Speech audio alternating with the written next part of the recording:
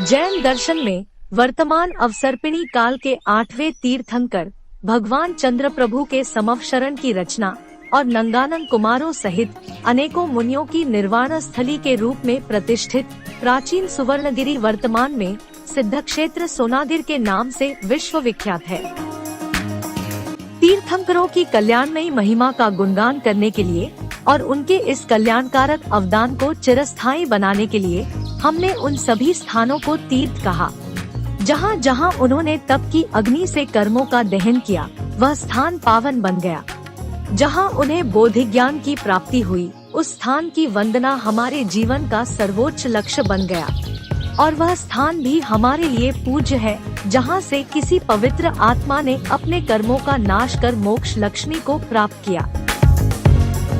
इस पर्वत से नंग और अनंग कुमार सहित अनेकों मुनि निर्वाण को गए। अष्टम तीर्थंकर चंद्र प्रभु भगवान का दिव्य विभूतिमय समवशरण भी इस पवित्र पावन धाम पर आया था। इसीलिए यह पवित्र भूमि जैनों की ही नहीं जन जन की पूजनीय बन गई है। प्राचीन जैन साहित्य में वर्तमान सोनागिर के लिए श्रमणगिरी, स्वर्णगिरी, सोनागिर आदि शब्द मिलते हैं। जिस पवित्र भूमि के किसी विशिष्ट अतिशय ने तीर्थंकर और मुमुक्षुओं को अपनी ओर आकर्षित किया, श्रद्धालुओं को अधिक श्रद्धायुक्त बनाया या धर्म प्रभावना के चमत्कारों से चमत्कृत होकर जन जन श्रद्धालु बन गए, वह भूमि भी कम पवित्र नहीं होती। इसीलिए यह भूमि अतिशय क्षेत्र और सिद्ध क्षेत्र के रूप में हमारी श्रद्धा का स्थान बनी। मंदिर क्रमांक 67 तीर्थंकर महावीर प्रभु को समर्पित पूर्वाभिमुखी इस मंदिर में कायोत्सर्ग मुद्रा में अति प्राचीन शैली में निर्मित 19वीं शताब्दी की प्रतिमा जी विराजमान है। पर्वत के शिखर पर तीर्थंकर चंद्रप्रभ की 3री शताब्दी की एक विशालकाय प्रतिमा और उसके समीप स्थित नंगानन कुमारों की छतरी पर्वत के मूल देवालय है। 3री शताब्दी के उपरांत पर्वत पर शनैः 77 मंदिरों और पर्वत की तलहटी में कुल 27 मंदिरों का निर्माण हुआ। इस दौरान तीर्थंकरों एवं विभिन्न मुनि महाराजों को समर्पित चरण युगल युक्त छत्रियां भी अस्तित्व में आईं। पर्वत एवं उसकी तलहटी में धार्मिक निर्माण कार्य अद्यतन जारी है। इस समग्र निर्माण कार्य में दतिया रियासत का धर्म सहिष्णु राज्याश्रय, भट्टारकों एवं मुनि महाराजों की प्रबल प्रेरणा, श्रेष्ठियों एवं संघपतियों का उदार मना अर्थ अर्पण, शिल्पियों का कुशल परिश्रम एवं निपुणता और श्रावकों की अगाध श्रद्धा माध्यम बनी। पर्वत के सभी मंदिर वर्तमान में सफेद रंग से सराबोर होते जा रहे हैं और इसी कारण इस पर्वत की स्वर्णमय आभा दूर से ही दृष्टिगोचर होकर मन को भाव विभोर कर देती है। मंदिर क्रमांक 68 तीर्थंकर महावीर प्रभु को समर्पित पूर्वाभिमुखी इस मंदिर की वास्तु योजना में बड़े वर्गाकार कक्ष का प्रावधान हुआ है। गर्भगृह में महावीर प्रभु विराजमान है। प्रशस्ति अंकन में वैशाखवदी 15 शुक्रवार संवत 1205 यानी सन 1148 की तिथि और पद्म नंदी देव का उल्लेख हुआ है। मौर्य राजवंश के समय यह क्षेत्र उनके अधीन रहा था, क्योंकि मौर्य काल में सोनागिर के समीपस्थ दतिया जिले में स्थित गुर्जर और ग्वालियर जिले में स्थित पवाया प्राचीन पद्मावती महत्वपूर्ण स्थल रहे थे। सोनागिर के समीप बड़ौनी से प्रारंभिक ऐतिहासिक काल से लेकर गुप्त काल और उसके बाद तक की अनेकों महत्वपूर्ण पुरासामग्री प्राप्त हुई है।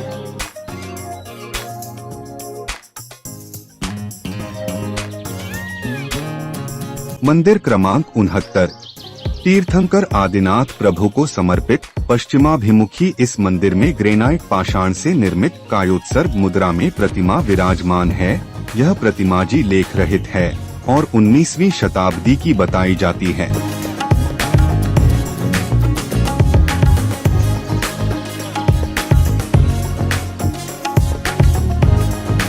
मौर्य काल के उपरांत यह क्षेत्र क्रमशः शुंग, कुषाण, नाग, गुप्त, हूण, पुष्यभूति राजवंश के अधीन रहा।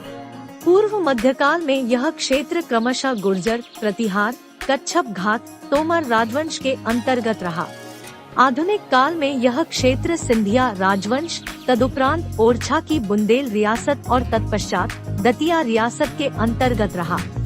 दतिया में अपनी रियासत की स्थापना राजा भगवान राव ने 20 अक्टूबर सन 1626 में की थी, जो ओरछा छोड़कर दतिया में आ बसे थे। राजा भगवान राव मुगलों के अधीन थे और उनके कई युद्ध अभियानों में भी उन्होंने महत्वपूर्ण भूमिका निभाई थी, जिसके फलस्वरूप उन्हें भांडेर परगना का नियंत्रण भी दे दिया गया था। सोनागिर के विकास में दतिया रियासत का महत्वपूर्ण योगदान रहा था। सोनागिर से विदित कई अभिलेखों से ज्ञात होता है कि यहाँ के भट्टारकों की प्रेरणा से इस रियासत के राजाओं ने सोनागिर में कई मंदिरों का निर्माण करवाया था। सोनागिर के प्रति इन राजाओं का रुख हमेशा धर्म सहिष्णु रहा था। बुंदेलखंड की भूमि सदैव पुण्य भूमि रही है। यहाँ की जनता सदैव धर्म प्रिय रही है। इसी कारण 8वें तीर्थंकर भगवान चंद्र प्रभु का समव शरण यहाँ अनेकों बार आया और कोटि कोटि मुनीश्वरों ने धर्मोपदेश श्रवण कर ज्ञानेश्वरी दीक्षा धारण कर तपश्चरण किया और निर्वाण पद प्राप्त किया। उनकी चरण रज से इस क्षेत्र का कण कण पवित्र हो गया है। तीर्थंकर चंद्र प्रभु के समव शरण में ही इस सोनागिर क्षेत्र पर नंद कुमार अनंत कुमार ने अनेक राजाओं के साथ ज्ञानेश्वरी दीक्षा ली और कठिन तपस्या करके इसी क्षेत्र से निर्वाण प्राप्त किया। यह क्षेत्र सिद्ध क्षेत्र के ही रूप में नहीं बल्कि सिद्धों की नगरी के रूप में पूजित है। यहाँ स्थित इस बड़ी शिला पर पत्थर से प्रहार करने पर यह बजने लगती है, इस कारण इसे बाजनी शिला कहा गया। इस संदर्भ में कथा है कि एक मुनिराज यहाँ तपस्या कर रहे थे। यह शिला उनके सिर पर गिर पड़ी और उनका सर पत्थर में धंस गया और शिला वहीं स्थिर हो गई और उसमें सिर के बराबर का गड्ढा हो गया। अलौकिक सौंदर्य से घिरा हुआ सोनागिर तीर्थ क्षेत्र श्रावकों को ही नहीं बल्कि देवों को भी अपनी ओर आकर्षित करता है। यही कारण है जो आए दिन यहाँ देवकृत अतिशय होते ही रहते हैं। यहाँ स्थित गुफा वर्तमान में रिक्त है। उसमें चरण युगल बने हुए हैं। वस्तुतः एक बड़ी शिला को चारों ओर से दीवार से घेरकर उसे गुफा का रूप दे दिया गया है। इसमें एक संकीर्ण प्रवेश द्वार भी बना हुआ है।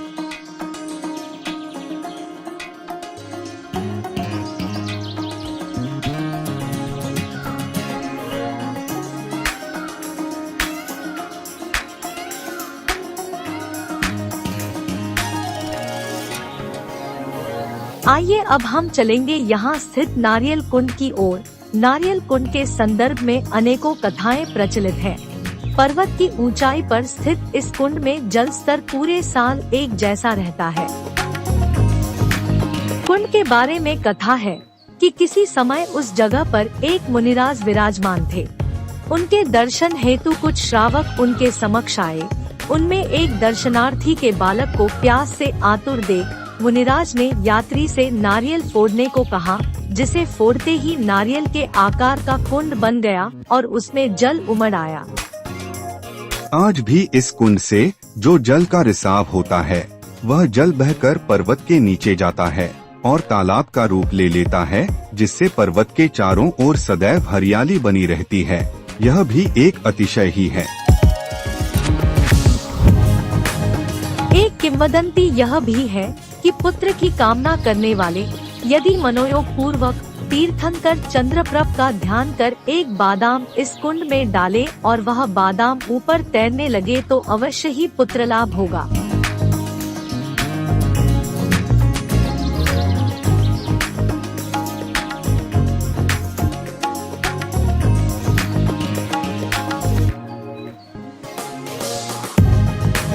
यह प्राचीन छतरी उन्हीं मुनिराज की तपस्थली है जिनसे इस कुंड की कथा जुड़ी है।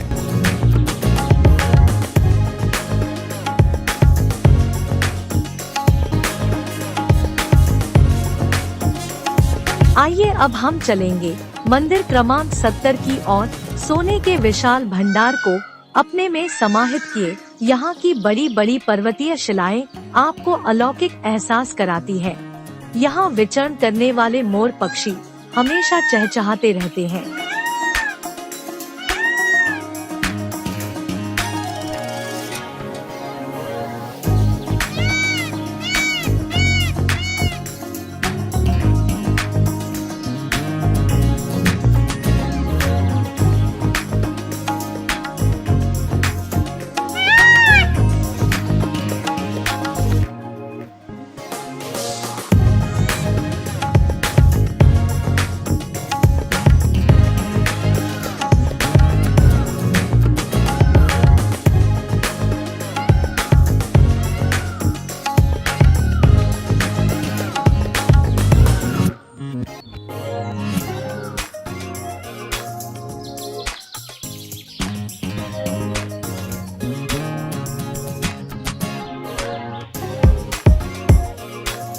मंदिर क्रमांक 70 तीर्थंकर पार्श्वनाथ प्रभु को समर्पित पूर्वाभिमुखी इस मंदिर के गर्भगृह में ग्रेनाइट पाषाण से निर्मित 7 सर्पफलों की छत्रावली से शोभित कायोत्सर्ग मुद्रा में प्रतिमा विराजमान है।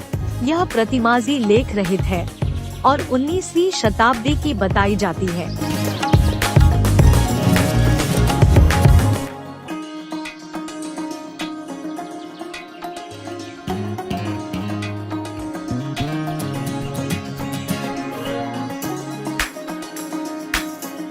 मंदिर क्रमांक 71 सर्वतोभद्रिका मंदिर दक्षिण पूर्वाभिमुखी इस मंदिर में एक अष्टकोणीय कक्ष का प्रावधान हुआ है।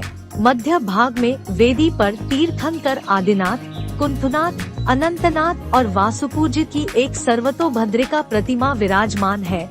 यह प्रतिमा लेख रहित है और 18वीं शताब्दी की बताई है।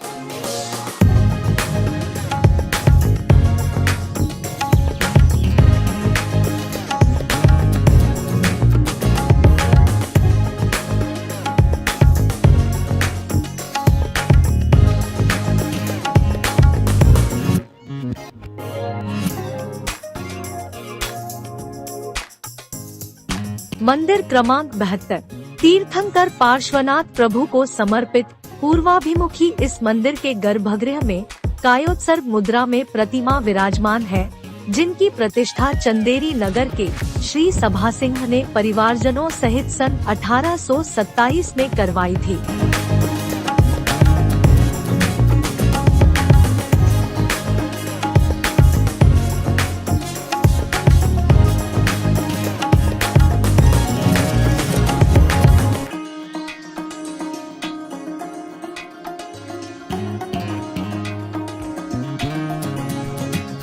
मंदिर क्रमांक 73 तीर्थंकर नेमिनाथ प्रभु को समर्पित दक्षिण पूर्वाभिमुखी इस मंदिर के गर्भगृह में कायोत्सर्ग मुद्रा में प्रतिमा विराजमान है। यह प्रतिमा लेख रहित है और कालक्रम की दृष्टि से 19वीं शताब्दी की बताई है।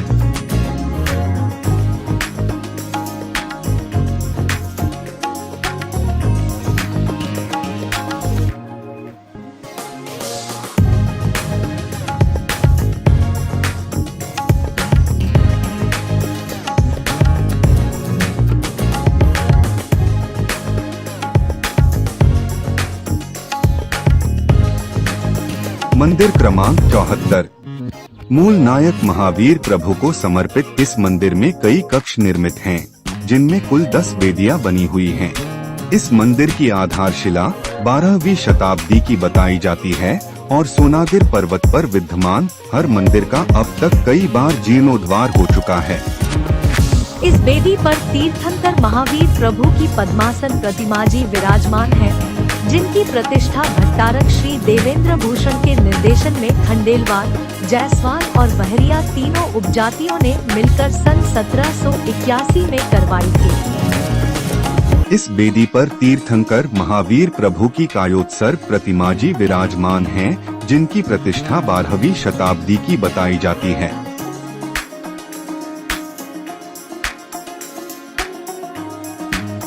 इस वेदी पर कृष्ण वर्ण के पाषाण से निर्मित तीर्थंकर पार्श्व प्रभु की पद्मासन प्रतिमा जी विराजमान है, जिनकी प्रतिष्ठा सन 1987 में हुई। इस वेदी पर तीर्थंकर पार्श्व प्रभु की सन 1987 में प्रतिष्ठित प्रतिमा जी विराजित हैं।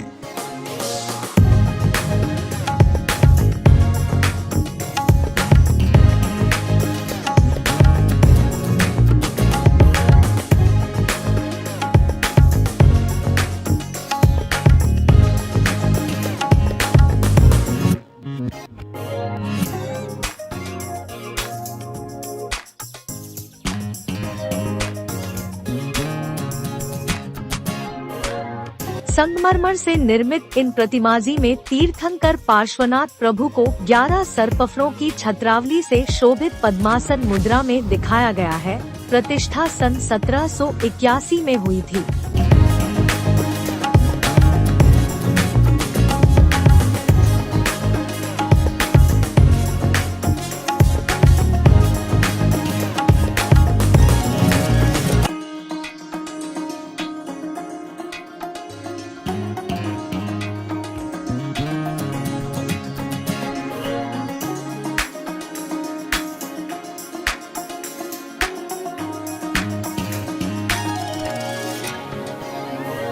इस वेदी पर तीर्थंकर शांतिनाथ प्रभु की पद्मासन मुद्रा में प्रतिमा जी विराजित हैं, जिनकी प्रतिष्ठा सन 1964 में हुई थी।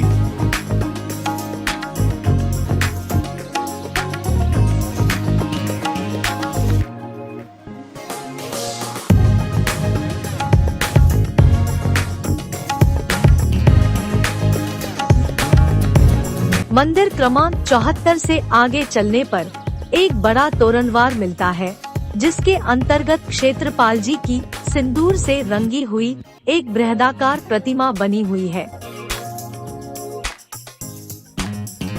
मंदिर क्रमांक 75 तीर्थंकर चंद्र प्रभु को समर्पित इस प्राचीन मंदिर में प्रतिमा जी की स्थापना मूल संघ के साधु घोघ की पत्नी पलही ने सन 1293 में करवाई थी।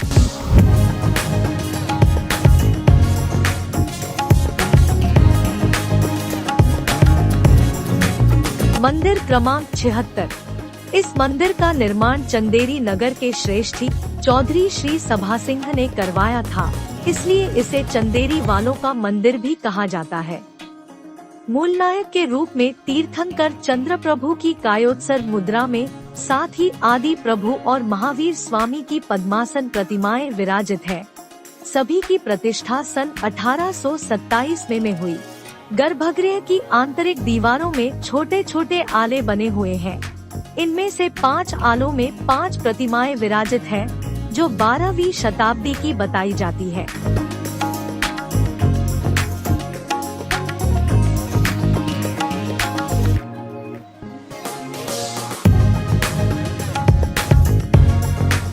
मंदिर क्रमांक 77 तीर्थंकर महावीर प्रभु को समर्पित इस मंदिर में 9वीं शताब्दी की सिंहासन सहित अति प्राचीन प्रतिमा जी विराजमान हैं।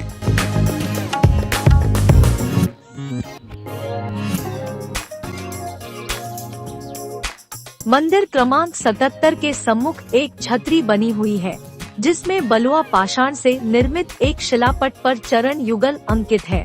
सन 1833 में इनकी प्रतिष्ठा का उल्लेख हुआ है।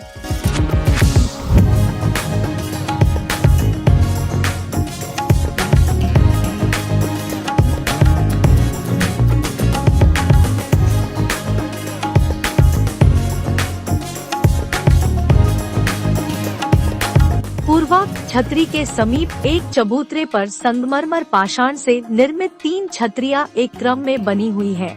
इनमें एक गुंबदाकार छतरी आचार्य श्री विमल सागर जी महाराज की है।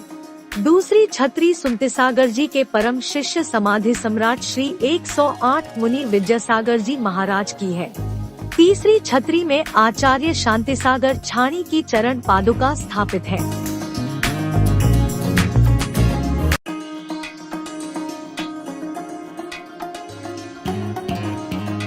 सोनागिर स्टोरी के प्रथम 4 भागों में पर्वत पर स्थित 77 मंदिरों की वंदना पूर्ण हुई।